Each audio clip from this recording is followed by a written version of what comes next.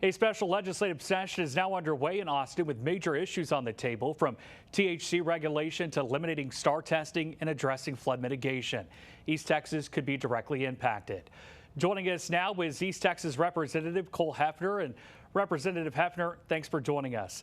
My first question for you is, what specific legislation are you supporting to improve flood preparedness and response?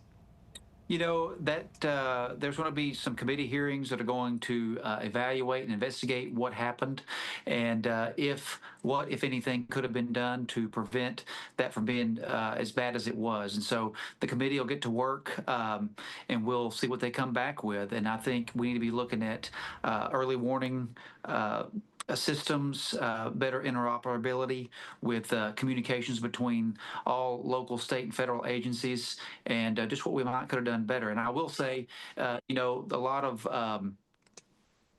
I've heard good things that have taken place as far as the seamless work between the state, federal, and local levels. And hearts and prayers go out to the family. But I think the response has been good considering. But we want to make sure that there's not something we could have done better.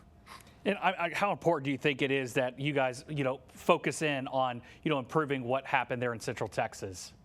Oh, I think that is an exact role that government is supposed to play is in protecting its citizens. And so it's a proper role for us to step in and, put in measures and things that could possibly mitigate this in the future. And so I think it's of utmost importance when you're talking about people's lives and that being a proper role of government. And so, government does a lot of things that we shouldn't be doing, but this is one that we absolutely should be looking at.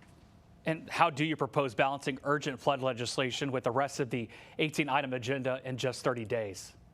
I think we have 150 talented people here. We have good leadership in Speaker Burrows and Lieutenant Governor Dan Patrick. And, we have different committees working on different issues. And we'll come together and I believe come up with some good solutions going forward. Well, another big topic that you certainly know well about is about THC, Representative Hefner. And you've heard from Lieutenant Governor Patrick and Governor Abbott on this. Where do you stand on banning consumable hemp-derived THC products? I voted for the ban when there was an amendment on the floor, and that's my personal preference, but we're listening to our citizens and getting feedback.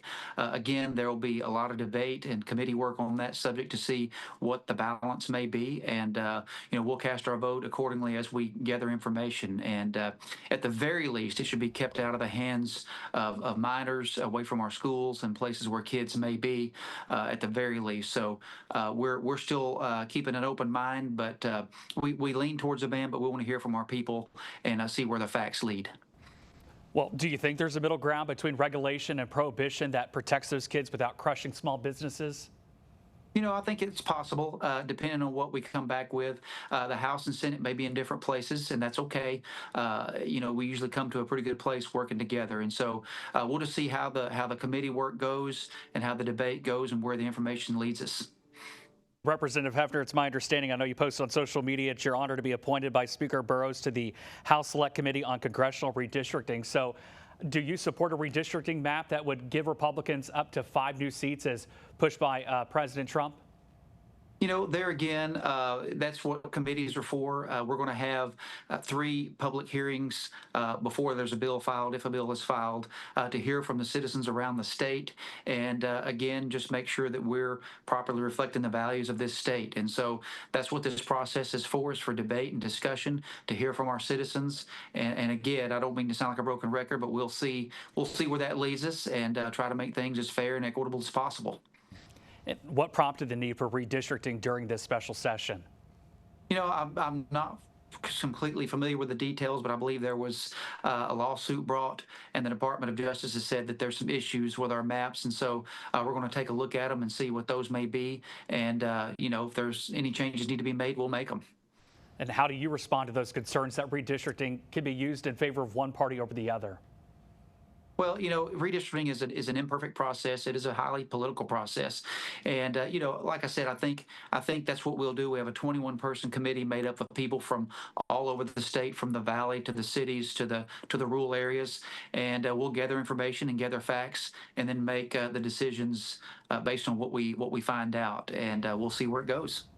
And just my last question for you, Representative Hefner, I guess, Do you believe the legislature can realistically tackle all 18 agenda items in 30 days? And if not, what should be prioritized? I think the floods are going to be first. I think the redistricting issue will be right there, and then we'll see where it goes from there. So, I mean, it's possible. Things move a little bit slower in the House. We have a 150-member body. It's a member-led body, and so it takes time to get committees established, bills drafted and filed and referred, and then heard and back to the floor. So, 30 days is pretty fast, but for 18 items. But we'll see. We'll do our best to address as many as possible if the votes are there, and we look forward to getting to work. All righty, Representative Hefner, thank you for your time. You bet. Thanks for having me.